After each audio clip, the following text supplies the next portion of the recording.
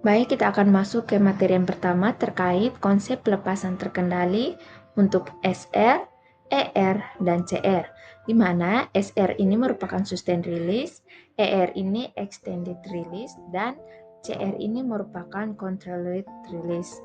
Nah, sediaan lepas lambat dirancang untuk melepaskan obat secara bertahap sehingga kadar obat dalam darah dapat dipertahankan dalam rentang terapeutik untuk waktu yang lama. Dengan perbedaan istilah, SR atau sustained release ini merupakan pelepasan obat yang dimulai secara cepat atau dose dumpling awal yang diikuti oleh pelepasan lambat untuk menjaga durasi efek. Sedangkan ER atau extended release merupakan istilah umum yang digunakan pada FDA untuk mencakup SR dan CR yang memungkinkan pengurangan frekuensi dosis, misal dari 3 kali sehari menjadi 1 kali sehari.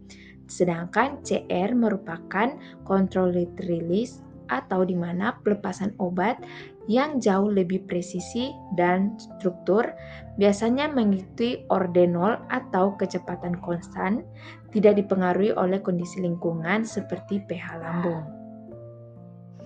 Ada pula tujuan dan keuntungan. Yang pertama, meningkatkan kepatuhan pasien karena frekuensi minum obat berkurang. Yang kedua, stabilitas kadar plasma, di mana menghindari efek puncak dan lembah atau fluktuasi kadar obat dalam darah. Yang ketiga, mengurangi efek samping karena tidak ada lonjakan kadar obat yang drastis atau toxic level.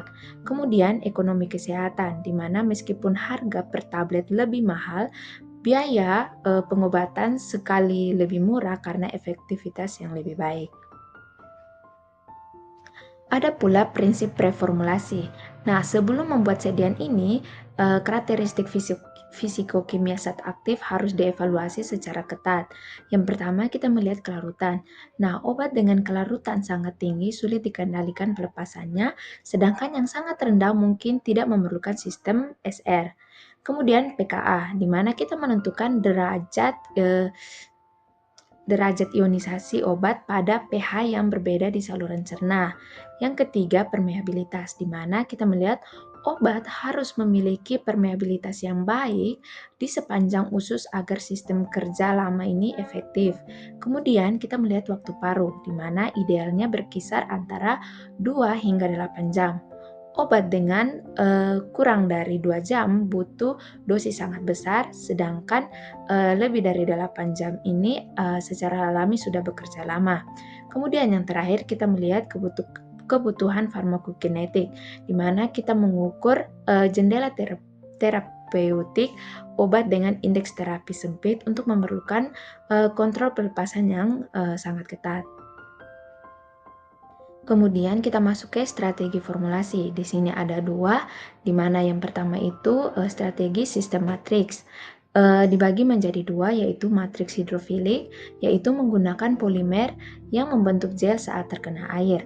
Di sini air masuk lalu polimer mengembang atau biasa disebut swelling, sehingga air berdifusi keluar menjadi lapisan gel.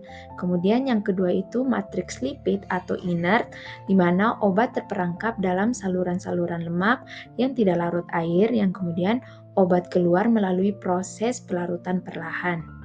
Nah, strategi yang kedua ini merupakan sistem pelapisan atau coating, dibagi juga menjadi 2, yaitu yang pertama salut enterik, di mana mencegah pelepasan di lambung dan hanya lepas di usus berdasarkan pH. Yang kedua itu membran semi permeabel, di mana menggunakan membran tipis yang mengatur masuknya air dan keluarnya obat. Sering digunakan pada sistem osmotik atau OROS.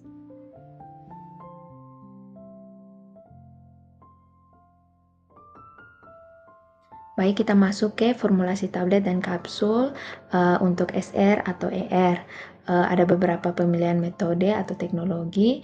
Yang pertama itu ada cetak langsung, di mana menggunakan polimer seperti HPMC yang memiliki kompresibilitas yang baik. Yang kedua itu ada granulasi basa, di mana digunakan jika zat aktif memiliki aliran yang buruk polimer ini dicampur saat granulasi. Kemudian yang ketiga ada multiparticulate atau pellet, di mana kapsul yang berisi pelet-pelet kecil dengan ketebalan lapisan berbeda untuk menghasilkan profil pelepasan yang halus.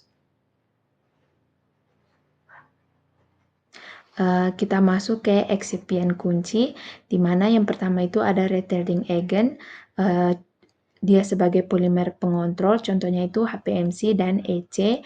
Kemudian ada canneling agent, contohnya itu laktosa dan PEG, di mana berfungsi untuk membantu air itu masuk ke dalam matriks yang sangat rapat. Dan yang ketiga itu glidan atau lubrikan, di mana bahan ini penting untuk memastikan keseragaman bobot karena tablet SR ini seringkali berukuran lebih besar. Baik, kita masuk ke evaluasi mutu. Untuk sediaan lepas lambat memiliki standar pengujian yang lebih kompleks dibandingkan sediaan immediate release. Ada beberapa uji. Yang pertama ada uji disolusi terkontrol, di mana di sini kita menggunakan media dengan pH yang berubah.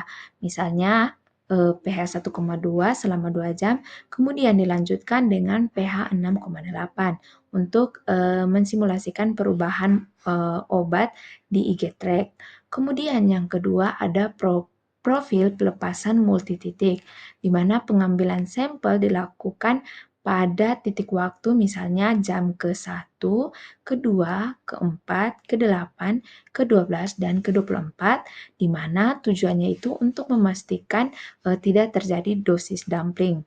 Kemudian ada uji keseragaman kandungan, di mana uji ini sangat kritis karena satu tablet mengandung dosis yang tinggi.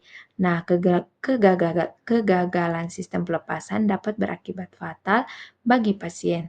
Kemudian ada pula uji stabilitas, di mana fungsinya ini untuk memastikan polimer tidak mengalami perubahan sifat atau sifat pengeras atau pelunakan selama penyimpanan yang dapat mengubah laju pelepasan obat. Baik, sekian materi yang bisa saya paparkan terkait sustained release atau extended release. Mohon maaf apabila ada salah kata selama penjelasan, dan terima kasih.